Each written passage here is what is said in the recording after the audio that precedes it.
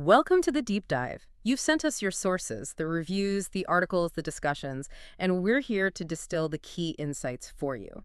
Today, we're diving into Daniel Kehlmann's novel, The Director, and our sources are really focused on one central conflict. A huge one. Yeah, it's this excruciating moral choice an artist has to make. Do you collaborate with a monstrous regime, or do you resist and face, well, extinction? And this story is anchored in a really terrifying piece of history. Kehlmann centers the novel on G.W. Pabst. The famous Austrian filmmaker. Exactly. One of the giants of the 1920s. Think Pandora's Box, the Threepenny Opera. And by the 30s, he was all set to move to Hollywood for good. And this is where the historical trap is sprung, right? This is the core setup. It is. He takes a quick trip back to Austria because his mother is very ill. And while he's there, World War II breaks out. And he's just locked in, trapped inside the Third Reich. He's trapped. And the novel makes it clear that the choice he's given isn't subtle. Joseph Goebbels, who's just called the minister in the book, he gives Pabst a brutal edict. What was it? It was simple. Make films for us, for the regime, or you and your family are going to a concentration camp. The stakes just could not be any higher. So how does Kehlmann take a situation that is so extreme, so specific to that time, and make it feel relevant to us now? How does that moral math work for a modern reader? That's really the genius of the book's structure. It's set up as this Faustian tale, but Pabst's reason for saying yes. Yeah. It isn't just a gun to his head. It's all about the internal justifications he builds for himself. He convinces himself he has a choice. He does. And the sources point to a few key drivers for that.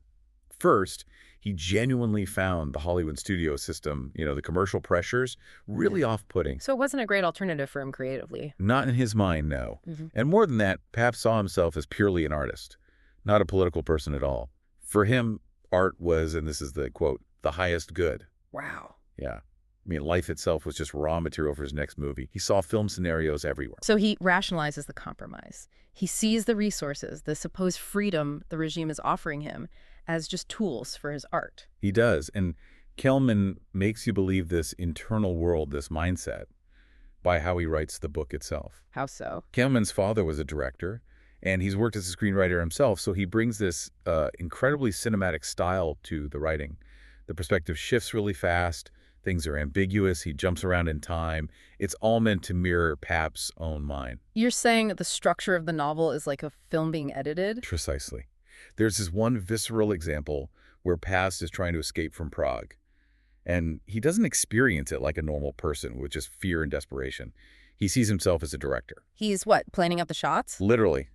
Editing on the fly, the book says. He's thinking about camera cuts of the soldiers, the best angles for the escape paths. His life or death moment is just another scene to be directed. Which really drives home this idea that he's almost unfit for anything except filmmaking. That obsession is his fatal flaw. It's his tragic flaw, and it's what dooms him morally.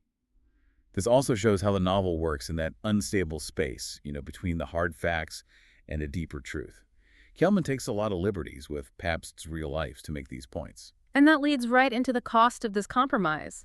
Because if art is the only thing that matters, then everything else can be sacrificed. Your conscience, your reputation, and, most tragically, your family. And the novel really forces you to ask, when is self-censorship a survival tactic, and when is it a moral failure?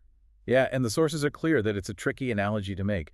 The Nazi threat had this terrifying clarity and intensity. Right. Compared to that, our modern compromises can feel, as one review put it, almost banal. But that's where the novel is so valuable. It gives you these guideposts for seeing how that kind of unquestioned control can rise gradually, even when there aren't SS officers at your door. So what is the modern equivalent then? If it's not physical extinction, what's the pressure that makes an artist or anyone compromise their voice today? It's more subtle. It's about protecting money, status, access. The question isn't, will I be shot? It's, will my organization be defunded? By the government or by corporate sponsors? Or by philanthropies, exactly. It's the CEO or the academic who deletes a social media post because they're afraid of the financial backlash. The guard isn't armed anymore. The guard is the funding committee. That's a powerful parallel. And that pressure must shape the kind of work that gets made. Oh, absolutely. Do artists tone down their satire or their political work so they don't alienate the audience they need to make a living? Or is it their duty to fight that impulse, even if it costs them? It's the same decision process, just with different stakes. And Kehlmann shows the human cost of Pabst's choice through his family. He actually fictionalized parts of Pabst's life to show how that corruption poisons the home. Let's start with his wife, Trude. In reality, Pabst didn't have a son. But in the book, Trude is just this pure victim. She turns to alcohol, self-mutilation. She's destroyed by her husband's collaboration and by what happens to her son. But the sources mention something strange about her character arc. They did. It's this jarring moment near the end where, almost out of nowhere, she's suddenly given the authority to direct her own screenplay. Why it's jarring? Is it supposed to be a moment of hope? It feels unearned. Because her story up to that point is one of complete suffering. Some think it's Kehlmann's way of showing a flicker of artistic survival, but it feels so random. It might be intentional, though. To reflect the randomness of the regime's cruelty and favor. Exactly. Survival can just be arbitrary. And then you have the fictional son, Jacob. His story is about how violence became normalized for an entire generation of German youth. It is. He's in the Hitler Youth, then a tank corps. And the crucial detail is that Jacob is a gifted artist, a drawer. And in battle, his tank is hit, and his fingers are horribly broken. That feels incredibly symbolic. It's a devastating metaphor. The hands that can create art are literally broken by the brutal regime his father chose to work for. It's as if the father's compromise didn't save art, it just ensured the destruction of the next generation's artistic potential. And this all comes to a head in a conversation he has near the end of the book with Louise Brooks. Yes, the star of his early great films. She was his unrequited love, so her appearance is this powerful ghost from his more innocent past. And what does she say to Jacob? Well, Jacob says he stopped drawing because of his mangled hands, and she just flatly rejects that excuse.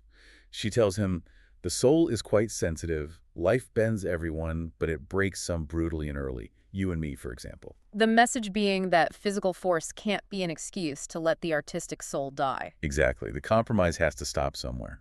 Now, beyond this central drama, the book gets a lot of praise for its literary style, for weaving in all these fascinating historical details. You said it operates somewhere between fact and truth.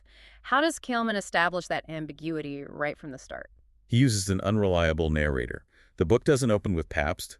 It opens with Franz Wilczek, his fictional assistant director from his last, supposedly lost film, The Molander Case. And Wilczek is suffering from dementia. He is. And he insists that film was never even made. So right away, Kehlmann poisons the well. If the main evidence of Pabst's final artistic act is completely debatable, how can we judge him? It suggests the regime's control messes with memory itself.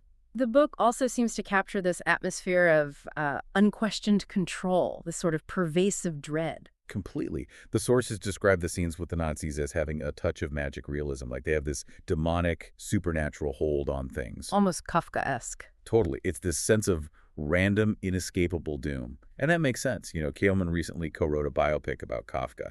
He understands that terrifying, arbitrary nature of power, how it can be won and lost in an instant for no logical reason. But it's not all dread. The sources say the book is really compelling because of its subplots and cameos. We see Greta Garbo, Leni Riefenstahl. And that amazing chapter narrated by a character who is very clearly K.G. Wodehouse, talking about his own internment. Right. And you mentioned a really obscure detail that gets at the heart of this arbitrary power structure. The cave paintings. Yes, explain that. Near the end, Pabst and Trude are looking at these ancient cave paintings, and they see this demonic figure. And they joke that it reminds them of the person who is really in charge of Nazi Germany. And it's not Hitler or Goebbels. Who is it? It's Jerzebek, their black-shirted caretaker. He's described as this spider-like figure who settles in the cobwebby darkness of their cellar. Wow. It's a terrifying idea, that the real arbitrary power isn't always with the leaders, it's with the low-ranking, paranoid little functionaries right there in your own house. That's the hardest kind of control to fight. So when we put this all together, what does it mean for you, the listener? The director is this searing portrait of what happens when someone, even for a noble reason like art, values their own creative drive above everything else. And it all comes together in those final scenes on the set of the Molander Case. Pabst is trying to finish this film while Allied bombs are falling around them. It's completely insane. It's obsessive. And he tells his assistant, without us, everything would be the same, no one would be saved, and the film would not exist. That's the argument for art's supremacy pushed to its absolute horrifying limit. It is. It becomes this powerful cautionary tale.